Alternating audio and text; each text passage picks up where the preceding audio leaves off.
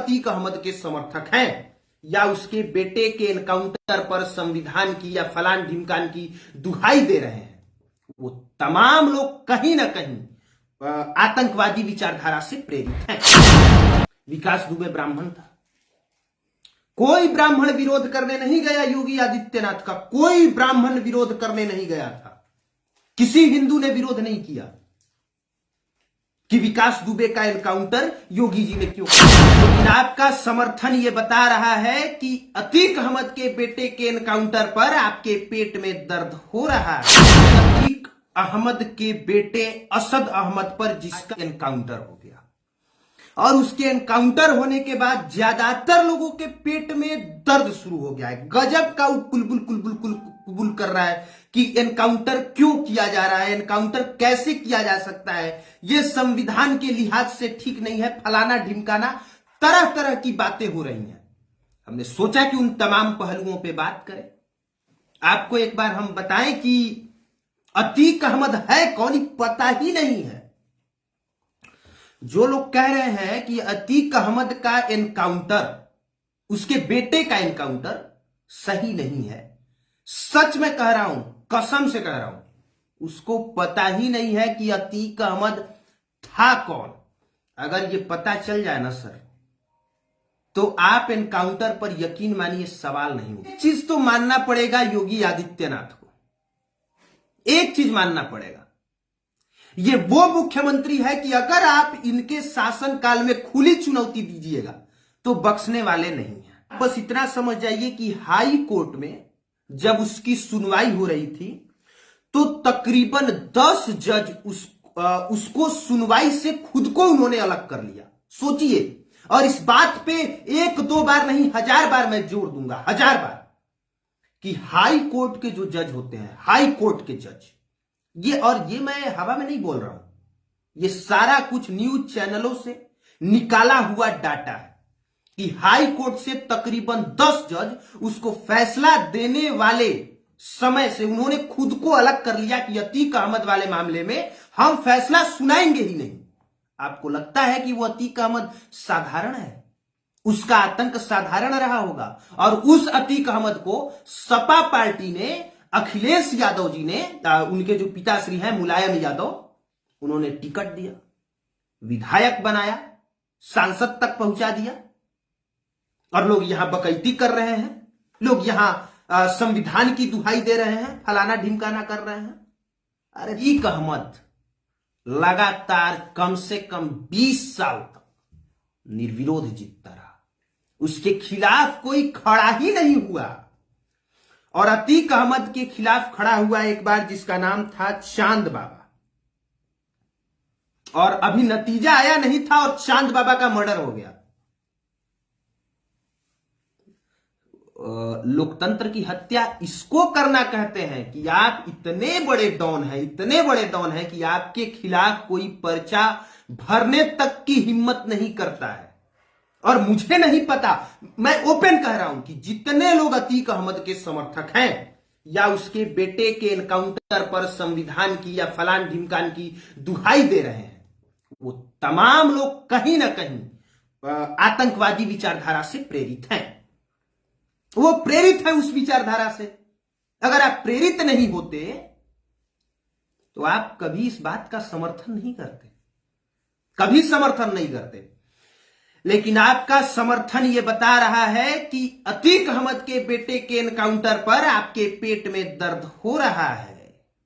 सोचिए कि जिस व्यक्ति को सजा सुनाने से जज पीछे हट जाते हो कि हमें इसके खिलाफ जो है सजा ही नहीं सुनाना है, कल उसको गाली पे गाली वकील उसके सामने दिए जा रहे हो।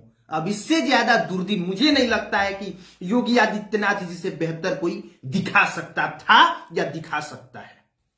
एक बात और समझ आइए, चापलूसी नहीं कर रहे हैं योगी जी की, योगी जी ने कोई फंड नहीं दिया है, तारीफ कर रहे हैं। ठीक वैसे ही तारीफ कर रहे हैं जब हाथरस में वो रेप हुआ था तो तमाम मीडिया सबने विरोध किया था, सबने योगी आदित्यनाथ के शासन प्रशासन पर, वहां की व्यवस्था पे सवाल उठाया था। इसके अलावा आप अभी एक समण परिवार को जला दिया गया था, बुलडोजर नीति के तहत सबने विरोध किया था।